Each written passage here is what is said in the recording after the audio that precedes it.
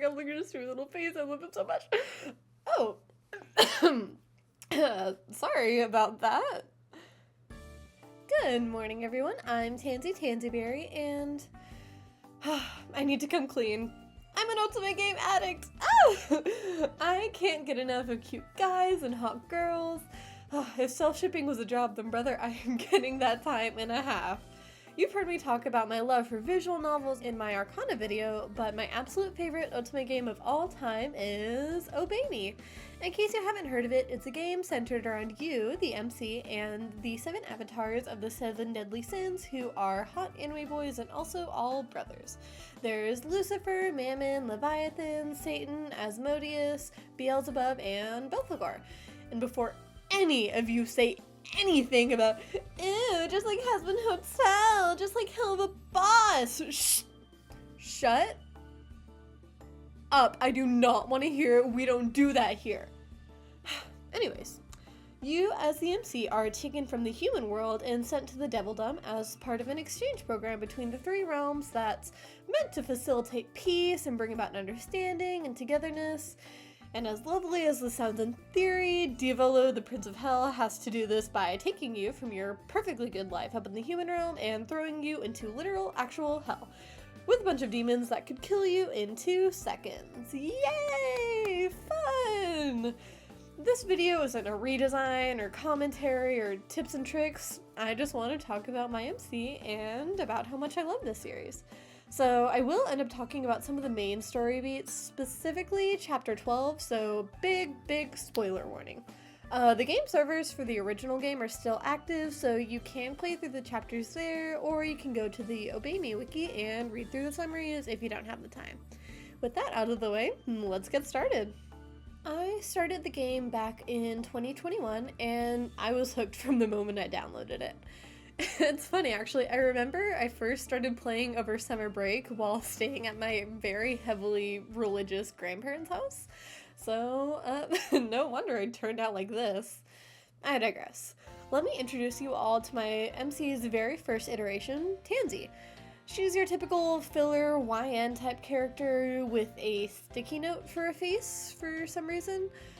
Here's some old art of her from my sketchbook, and oh boy, we definitely have some room to improve. Around 2022, she got a little bit of a revamp, and by that, I just mean I changed her hair. Whoa!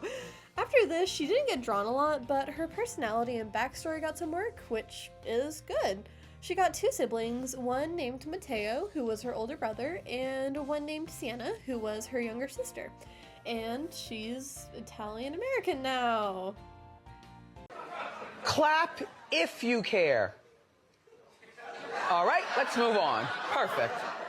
I loved this game a lot, but none of my other friends did, which caused her to end up on the back burner for a bit. Obey Me Nightbringer came out mid-2023, and she still didn't have a new design, mainly since all I was doing was thinking about her and Mammon and not actually doing anything with them. Now, New Year's Eve rolls around. I've been doing these daily drawings in a sketchbook file in Procreate since the 18th of December. This little thing shows up my page.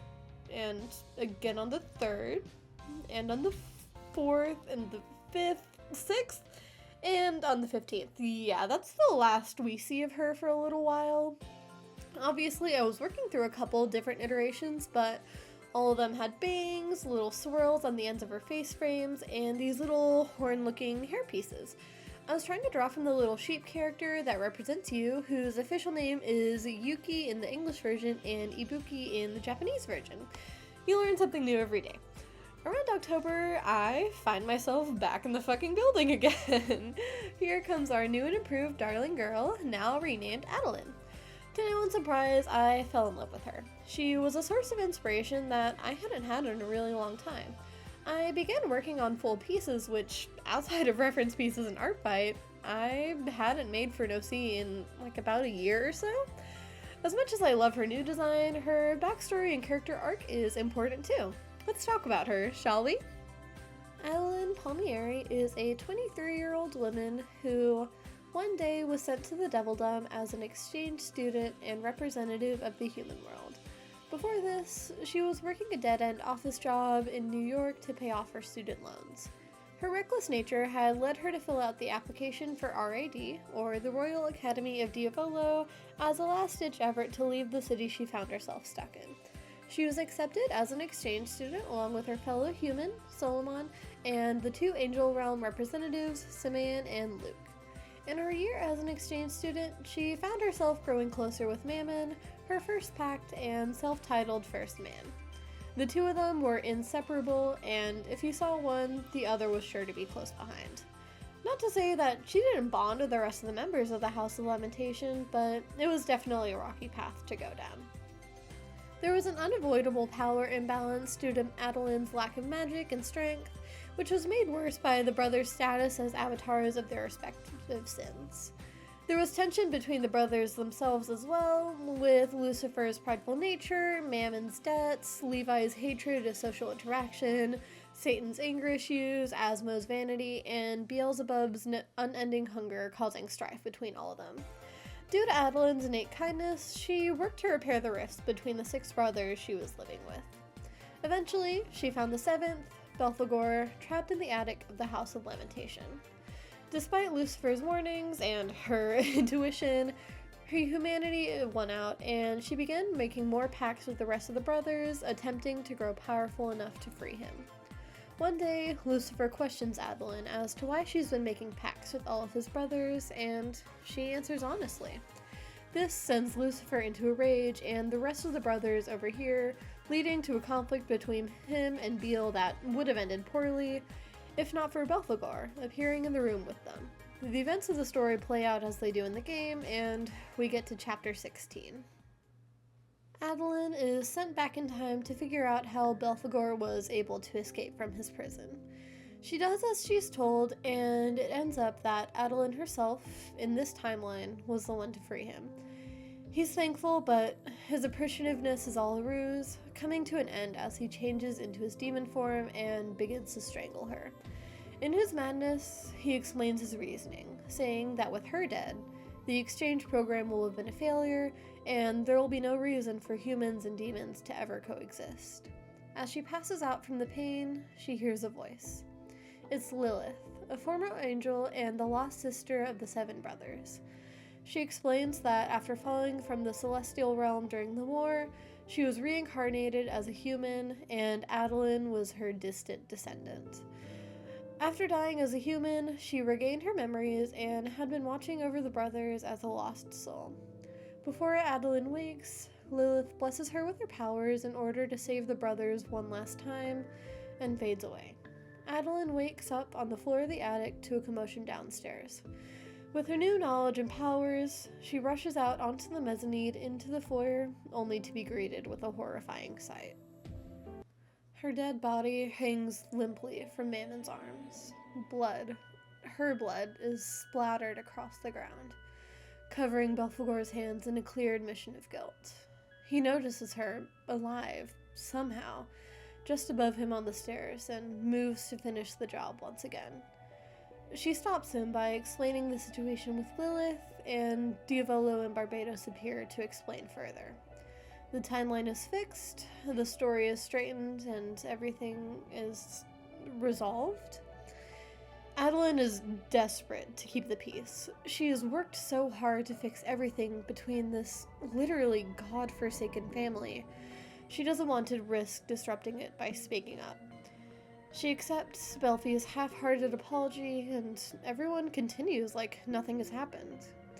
Other than Mammon, the rest of the brothers are too caught up in having their baby brother back to notice Adeline's silence, the way she pauses before going down the stairs, the terrors that wake her up in the middle of the night for weeks on end, the way her fingers trace her neck idly, remembering the phantom pressure of a wiry tail.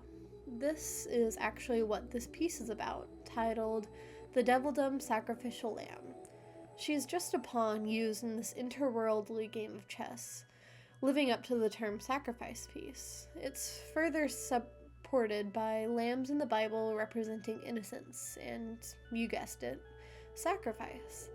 She and the decapitated lamb's head share the same eyes, and the blood on her own hands represent her internalized guilt from letting the alternate versions of herself in the other timelines die with no resolution to their own stories.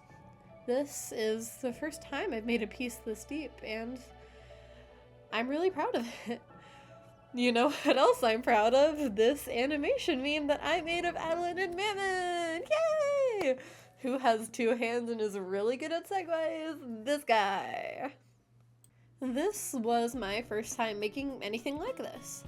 I only started using Premiere Pro back in January when I published my first video, so I definitely had some learning to do. Not to brag, but I think I did pretty good. I won't play the audio in the actual clip here since I don't want to get my video taken down for copyright reasons, but it's a girl's generations tell me. It's that animation meme going around where it's your character of choice going through different outfits and poses with the other character looking at them, you know? After you finish watching this video, go watch the short of it that I'm gonna post right after publishing this video. Yay! My only criticisms are that I'm not super happy with how I drew Mammon and that the squash and stretch looks a little bit too exaggerated, but what matters is that I made it, and practice makes perfect. I want to learn how to tween in the future, so I feel like this is a good first step. Naomi Pistachiomi, my IRL, my oomph, my goat, has been a huge inspiration to me these past couple weeks. So if you guys have any suggestions on what I should make, let me know in the comments. I don't think my love for Obey Me is going away anytime soon, so we're set for the next couple weeks. Oh, also, let me show you guys what I got literally yesterday at the thrift store. Ah, isn't she cute? I literally got her for $1.99 plus tax. My roommate and I were looking for My Little Pony ponies, and I saw her and I knew I had to get her, and she goes perfectly with the Mammon makeshift plushie that I have, and oh my god, it was literally meant to be. I'm planning on giving her a wash and replacing her pink ribbon and cowbell for a yellow ribbon with a jingle bell so she can be just like the official plushies. Ah, seriously, we're so back. Honestly, when I was thinking of ideas for videos, this was meant to be like an Obey Me rewrite, but I really didn't have enough time, but I still want to do it. As much as I love this franchise, there are improvements I can make. I mean, just look at these outfits. That would definitely be a more time-intensive video, so I'll make you a deal. If this video does better than the Uma Musume video, I will make a part 2. And if it goes the same as the rest of my videos, I'm quitting YouTube. So, like, share, comment, subscribe, all that good stuff. Stay safe, and I'll see you soon.